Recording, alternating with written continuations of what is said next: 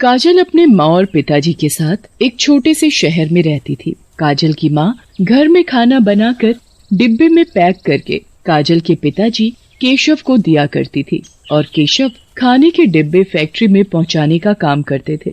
इसी से उनके घर का खर्च चलता था। काजल बहुत ही सुंदर और सुशील लड़की थी। काजल के पिताजी केशव को काजल की शादी की बहुत चिंता रहती थी। एक दिन केशव अपनी पत्नी से बोलता है, अरे भाग्यवान, काजल अब बड़ी हो गई है, क्यों ना अच्छा सा लड़का देखकर उसकी शादी कर दें। अजी, बात तो आप बिल्कुल सही कहते हो। वैसे भी आजकल का माहौल बहुत खराब है, इसलिए जवान लड़की का टाइम से ब्याह कर देना ही ठीक है। तभी वहाँ काजल आ जाती है और अपनी माँ से बोलती है, अरे वाह माँ, आज तो खाने की बहुत अच्छी खुशबू आ रही है। हाँ बेटा, मैंने अभी अभी डिब्बे में खाना पैक किया है, इसीलिए खाने की खुशबू आ रही है। तेरे पिताजी बस खाने के डिब्बे फैक्ट्री में पहुंचाने के लिए जाने ही वाले हैं। पिताजी, रास्ते से मेरे लिए खाने की कोई बढ़िया सी चीज लेकर आना।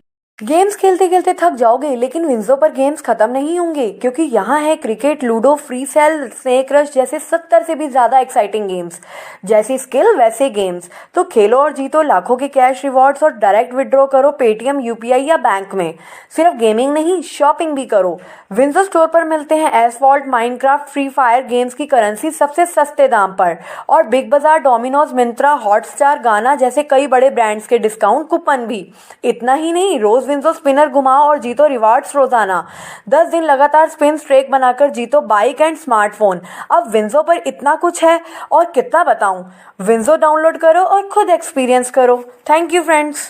कराना। केशव हंसते हुए काजल से बोलता है, हे भगवान, काजल बिटिया, तुम इतनी बड़ी हो गई हो, पर तुम्हारा बचपना नहीं गया।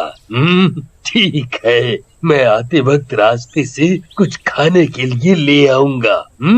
ऐसा बोलकर काजल के पिताजी खाने के डिब्बे लेकर वहाँ से चले जाते हैं। वे फैक्ट्री में खाने के डिब्बे पहुँचाकर घर आ रहे होते हैं कि रास्ते में अचानक उनकी तबीयत खराब हो जाती है और वो चक्कर खाकर जमीन पर गिर पड़ते हैं।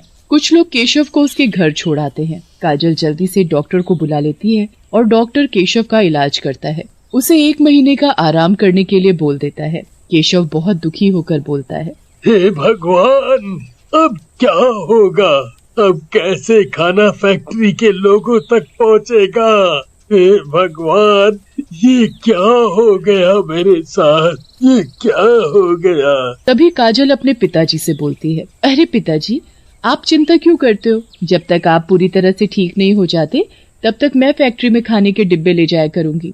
और वैसे भी कुछ ही दिनों की बात है, तब तक आप आराम करो, आपकी बेटी सब संभाल लेगी। आप बस अपना ध्यान रखो। अगले ही दिन काजल की माँ खाना बनाकर डिब्बे में पैक कर देती है और काजल खाने के डिब्बों को फैक्ट्री ले जाती है और फैक्ट्री के बाहर खड़े होकर आवाज लगाने लगती है, ओ भाई साहब, खाने के डिब्बे ले जाइए। फैक्ट्री से रमेश नाम का एक लड़का बाहर आता है और वो काजल को देखकर बोलता है, अरे तुम कौन हो? और खाने के डिब्बे तो केशव काका लेकर आते हैं। केशव काका मेरे पिताजी हैं और वो कुछ दिनों तक खाने के डिब्बे लेकर नहीं आ पाएंगे, इसलिए अब से मैं ही खाने के डिब्बे लेकर आया करूंगी। अच्छा, तो तुम केशव काका की बेटी हो। नाम क्या है तुम्हारा? जी, मेरा नाम काजल है। काजल रमेश को खाने के डिब्बे पकड़ाती है कि तभी रमेश काजल का हाथ पकड़ लेता है। काजल रमेश से गुस्से में बोलती है, अरे ये क्या बदतमीजी है? ओहो काजल जी, वो तो डिब्बे के साथ गलती से तुम्हारा हाथ पकड़ लिया, और फिर गलती हो भी क्यों ना, तुम हो ही इतनी सुंदर। काजल जल्दी से डिब्बे पकड़ाकर वहाँ से चली जाती है। अगले दिन काजल फिर से खाने के डिब्बे लेकर फैक्ट्री जाती है। पहले से रमेश फैक्ट्री के बाहर अपने एक दोस्त अमन के साथ वहाँ खड़ा होता है। जैसे ही काजल डिब्बे लेकर आती है, रमेश काजल से बोलता है, क्या बात है, आज तो काजल बहुत ही सुंदर लग रही हो। मेरे साथ घूमने चलोगी? बहुत मजा आएगा। नहीं नहीं, मुझे कहीं नहीं जाना, और ये पकड़ो अपने खाने के डिब्बे और मुझे जाने दो। तभी रमेश का दोस्त अमन काजल का हाथ पकड़ लेता है और काजल को छेड़ने लगता है। अरे काजल, इतनी भी क्या जल्दी है घर जाने की? जरा हमसे तो मीठी मीठी बातें कर लो, फिर चली जाना। देखो, मेरा हाथ छोड़ो, नहीं तो मैं शोर मचा दूंगी। अरे यार, जाने दे इसे, आखिर कब तक हमसे बचेगी? और हाँ काजल, आज रात को 2 खाने के डिब्बे लेकर आना। फिर काजल वहाँ से चली जाती है और घर जाकर अपनी माँ के पास बैठ जाती है। काजल की माँ काजल से बोलती है, काजल क्या बात है, कुछ परेशान लग रही है। काजल सोचने लगती है, अगर मैंने बताया कि फैक्ट्री के कुछ लोग मुझे छेड़ते हैं तो माँ मुझे डिब्बे लेकर जाने नहीं देंगी, और अगर मैं डिब्बे लेकर नहीं गई तो वो लोग पिताजी का काम छुटवा देंगे। नहीं, अभी मुझे माँ को कुछ भी नहीं बताना चाहिए। वैसे भी कुछ ही दिनों की तो बात है। अरे माँ, कोई बात नहीं है, तुम भी ना बेकार ही चिंता करती हो। माँ, आज रात 2 खाने के डिब्बे पैक कर देना, फैक्ट्री लेकर जाने हैं। ठीक है बेटी, कर दूंगी, पर तुम ध्यान से जाना, ठीक है। काजल रात को खाने के डिब्बे लेकर जाती है। रमेश फैक्ट्री के बाहर खड़ा काजल के आने का इंतजार कर रहा होता है।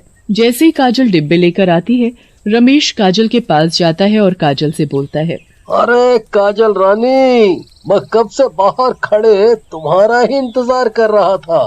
अरे रोज तो खाना देकर चली जाती हो, पर आज तो मुझे अपने इन सुंदर हाथों से खाना खिला दो। ऐसा बोलकर रमेश काजल को वहाँ से जाने नहीं देता, पर काजल किसी तरह रमेश को धक्का देकर वहाँ से भाग निकलती है। काजल घबराई हुई वहाँ से भागते हुए जाती है कि तभी रास्ते में काजल एक ट्रक से टकरा जाती है और उसी समय काजल की मौत हो जाती है और काजल एक डरावनी चुड़ैल में बदल जाती है। चुड़ैल बोलती है, ये सब उस रमेश की वजह से हुआ है, मैं उसे नहीं छोड़ूंगी फिर। चुड़ैल काजल का रूप लेकर अपने घर जाती है और बोलती है, जब तक पिताजी ठीक होकर काम पर जाने नहीं लगते तब तक मैं काजल के रूप में उनके साथ ही रहूंगी। काजल को देखकर उसके पिताजी काजल से बोलते हैं, अरे ओ काजल बेटिया, जरा मेरे पास बैठो। काजल पिताजी के पास जाकर बैठ जाती है। काजल बेटी, मेरी वजह से तुम्हें दिन में और रात में भी फैक्ट्री में डिब्बे पहुंचाने जाना पड़ता है, पर बेटी अब मैं पहले से काफी ठीक हूँ। अब कल से मैं ही डिब्बे ले जाया करूँगा। तभी काजल अपने पिताजी से बोलती है, ओहो पिताजी, आप भी ना, अरे कुछ दिन और आराम कीजिए, फिर तो आपको ही काम पर जाना है। देखो ना माँ, पिताजी तो सुनते ही नहीं है, अभी पूरी तरह से ठीक नहीं हुए कि इन्हें काम पर जाना है। अब आप ही समझाओ इन्हें, मैं तो चली सोने। ऐसा बोलकर काजल अपने कमरे में चली जाती है और अगले दिन काजल फिर खाने के डिब्बे फैक्ट्री पहुंचाने के लिए जाती है। रमेश पहले से ही फैक्ट्री के बाहर खड़ा काजल का इंतजार कर रहा होता है।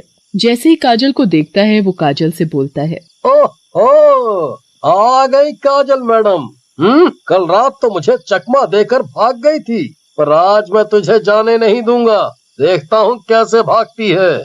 ऐसा बोलकर रमेश काजल से खाने के डिब्बे लेकर रख देता है और काजल का हाथ जोर से पकड़ लेता है। काजल को बहुत गुस्सा आता है और वो अपने चुड़ैल के रूप में आ जाती है। काजल को चुड़ैल के रूप में देखकर रमेश बहुत डर जाता है। तभी चुड़ैल रमेश से बोलती है, तूने मुझे अकेला देखकर बहुत परेशान किया है, अब मैं तुझे नहीं छोड़ूंगी। तेरी वजह से आज मेरी ये हालत है, अब देख मैं तेरा क्या करती हूँ। रमेश डरते हुए चुड़ैल से बोलता है, अरे तुम तो काजल थी, फिर ये डरावनी चुड़ैल कैसे बन गई? कमीने, तेरी वजह से ही मैं चुड़ैल बनी हूँ। बहुत छेड़ता था ना रोज मुझे, आज मैं तुझे अपने हाथों से खाना खिलाती हूँ। ऐसा बोलकर चुड़ैल जोर जोर से हंसने लगती है। अरे मैं तो मर गया रे। अरे चुड़ैल जी, मुझे जाने दो, मुझसे गलती हो गई। आज के बाद मैं किसी भी लड़की को नहीं छेड़ूंगा, मुझे माफ कर दो चुड़ैल जी, मुझे माफ कर दो। ऐसे कैसे तुझे मैं जाने दूं? अकेला देखकर मुझे छेड़ता था ना, आज मैं तुझे अकेला देखकर तेरी चटनी बनाऊंगी और तुझी को खिलाऊंगी। ऐसा बोलकर चुड़ैल जोर जोर से हंसने लगती है। मौका देखकर रमेश वहाँ से भाग जाता है और भागते हुए रमेश भी गाड़ी से टकरा जाता है और उसकी भी काजल की तरह ही मौत हो जाती है।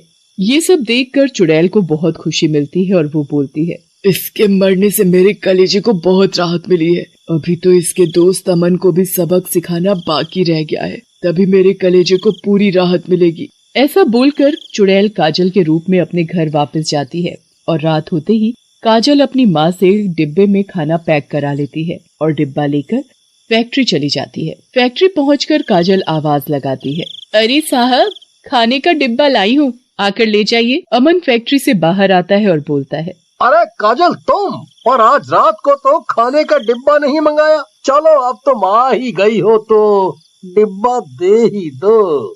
अमन मुस्कुराते हुए, आज तो मेरे मजे हैं। अच्छा है आज रमेश यहाँ नहीं है। अरे काजल रानी, जरा मेरे पास तो आओ। ऐसा बोलकर अमन काजल को पकड़ लेता है तभी काजल हंसते हुए अपने चुड़ैल के रूप में आ जाती है। चुड़ैल को देखकर अमन घबराते हुए बोलता है, हे भगवान, ये चुड़ैल कहाँ से आ गई? अरे भगवान जी, मुझे बचा लो। आज तो तुझे मेरे हाथों से कोई भी नहीं बचा सकेगा। आज तो तेरी मौत पक्की है। तुझे भी मैं रमेश के पास ऊपर पहुंचा देती हूँ।